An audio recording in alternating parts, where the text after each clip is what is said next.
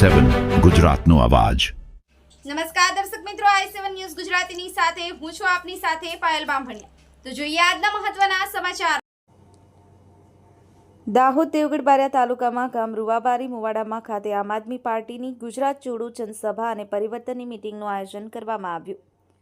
મળતી માહિતી મુજબ તારીખ 22/12/2025ના નટુભાઈ એક સારમી રૂવાબારી જિલ્લા પંચાયત પ્રભારી દ્વારા રૂવાબારી મુવાડા મુકામે આમ આદમી પાર્ટીની ગુજરાત જોડો જનસભા મીટિંગનું આયોજન કરવામાં આવ્યું હતું, જેમાં રૂવાબારીના એક સારમી નટુભાઈ જોડાયા હતા।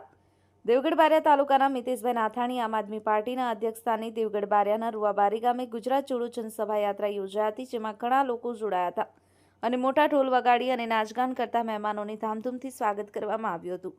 અનિલભાઈ વણકર, દેવગઢ બારિયા, i7 ન્યૂઝ ગુજરાતી, રમેશ સત્યની સાથે।